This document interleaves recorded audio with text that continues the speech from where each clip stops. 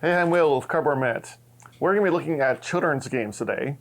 Now, I will warn you ahead of time that while these games have all been played and loved by my family at these different age groups, my children are older now. They're turning 12 and 14 this year, and they have since outgrown these games, so they are not all in my possession, but they are all currently available to purchase at various stores.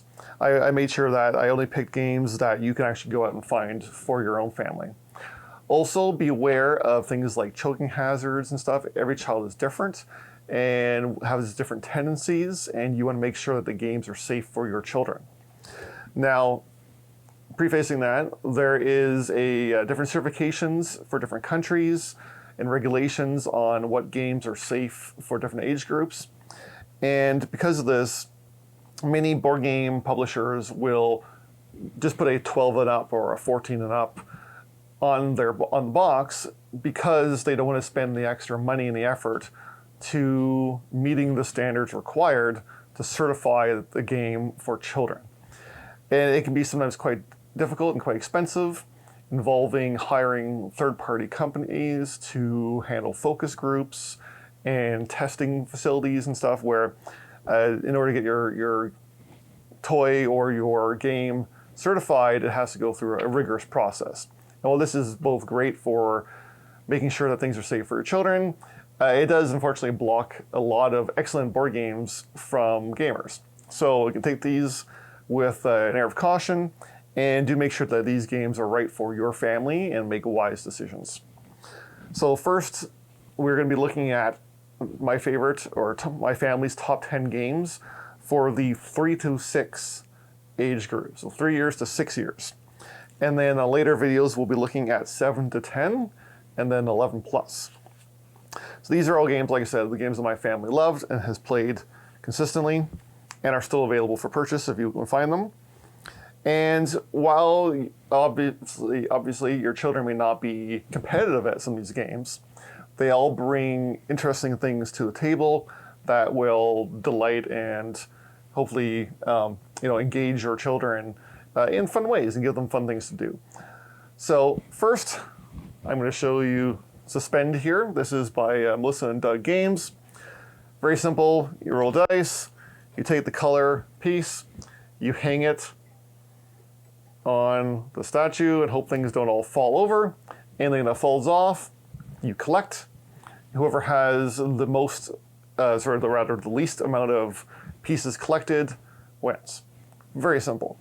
There are some harder rules to make it more advanced, but watching the statue, bobble and sway based on what gets added can be a lot of fun for children because even some of the smallest moves can make the thing tumble down, but it is still robust enough that you can have quite a giant structure hanging off this thing and to surprise everybody. So it's lots of fun. Next, I'm going to be looking at Blokus. So Blokus can be a very competitive head-to-head 4-player, or there's 2-player versions, a game where you are trying to essentially area control. You're placing your different shaped pieces, your Tetronymos and things, and trying to cut each other off. But because of the satisfying nature of putting the pieces in and fitting them together, and they only fit in certain ways on the board, it can be a lot of fun for children to play with by adding pieces on the board and trying to fit pieces. As long as you're not too picky about some of the rules, children can have a lot of fun with this. And the rules, again, are very simple. Yeah, you're essentially just placing one of your piece, touching a corner of one of your other pieces. Last person to stay alive wins. That's it. Very simple. Very similar, we have Tsuro. Tsuro's another game that my children love. And this can be played with larger groups. And similar idea, you were just trying to be the last person still standing. You have 3 different tiles to choose from. You place one next to your existing tile, and you follow the path. And it's fun for children to follow the path and continue along. And if you fall off the board, you're out. Very simple. Next, one I no longer have is Richard Scarry's Busytown.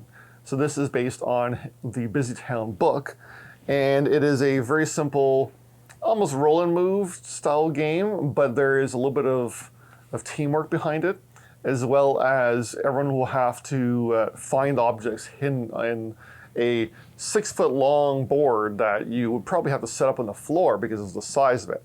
And it's almost like a Where's Waldo meets a cooperative style game, and it can be a lot of fun for kids to look around the board and find the different things. Next is Rivers, Roads, and Rails. You could consider this almost a precursor to Carcassonne even, where you were just matching the tiles to the rivers, roads, and the rails and trying to exhaust your hand. And even if the game just gets carried away and your kids just love connecting the pieces and building these big, long, twisty tracks, it can be a lot of fun just playing with it that way. Next one is Rhino Hero. Rhino Hero, much like Suspend here, is a stacking game where you are trying to put things on top of each other. If you make them fall, then you lose. Very simple, lots of fun, and of course the big crash at the end can be very exciting. Next is Labyrinth.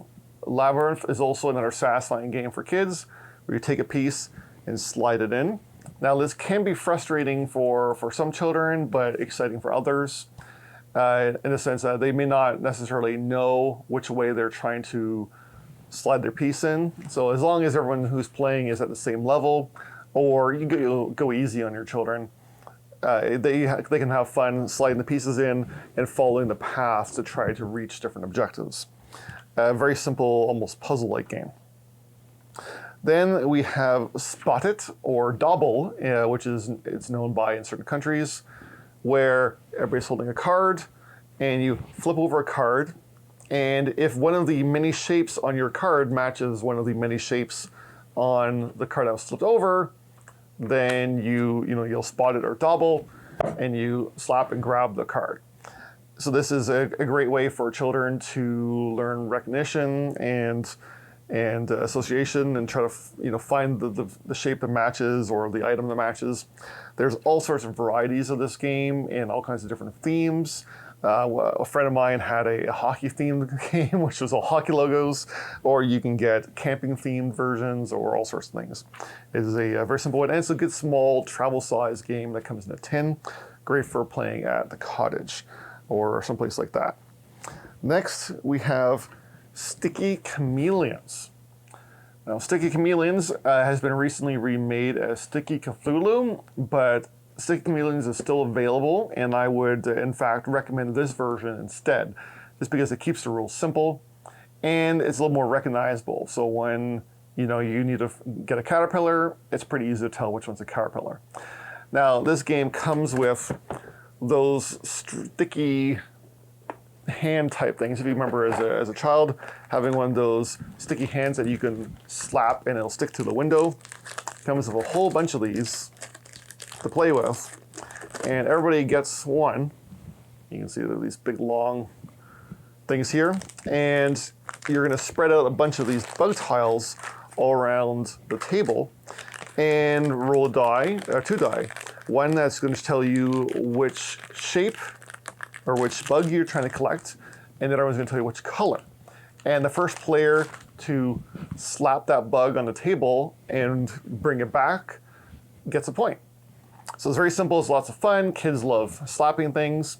You can also play with the advanced rule for older children. I don't know if it's official or not, or whether just my family being silly, but our advanced rule is until the piece has been removed and slapped on the table, it is fair game. And that means that we have a no holds barred, full area version of this game where if a piece flies off the table, it is still in play and we are chasing each other around the room, trying to slap at the piece or try to slap it out of people's hands and grab it before they are able to get it off of their own sticky chameleon tongue. And it can be pretty wild and funny. I've even had adult gamers play this game and just have a riot playing it as well. It's very, very silly. And lastly is Rory's Story Cubes. Now I have most of them. I'm missing a few sets, which have been very hard to find. And what these are is they are a series of dice. And they're nice, big, chunky dice. And the basic game comes with just a set of 9, but there's all kinds of expansions with different themes. And every die in this entire bag, in which I have quite a lot of them, every die has a unique face on each side. And what the idea is, you grab 9 dice, and you give them a shake and roll them, and you must tell a story using the different shapes on the die. You must use each shape or each little picture one time. And so this becomes a creative game where you can even use this as a bedtime story game. We told bedtime stories with this many times, where my children and I were looking at the shapes and telling stories to each other, and building our creativity. And it does work fairly well with all ages too, because the shapes can be anything from as simple as a hand, or a snake, or an arrow, or a rainbow, or a building, and you decide how you use them in your story. So it can be lots of fun. There is a RPG actually that was built using this system called, I believe it's Stories Untold, which I never really got my family into, but I hear it's a very interesting way to incorporate these die into a storytelling style RPG. So that about does it for the ages 3 to 6. So please let me know in the comments what games have worked with your family. If any of these games interest you, please check them out. They have been just a lot of fun playing with my kids as they have grown and moved on to more advanced games as they got older. And of course, I would also recommend, don't push your kids. If a game seems a little advanced, just hang on to it for a few years. They may get into it later. The most important objective is to have fun as a family. They're not going to want to sit through long rules explanations or complicated, tedious games that you might enjoy a lot as an adult, but they're just not getting the same amount or level or type of fun as you are. So do play games that they enjoy, but you're also not stuck to Snakes and Ladders and the occasional game like that. There's plenty of good games available to choose from. So again, let me know in the comments what your favorite game is to play with this age group. Thanks for liking and subscribing, and take a look at the games for older age groups.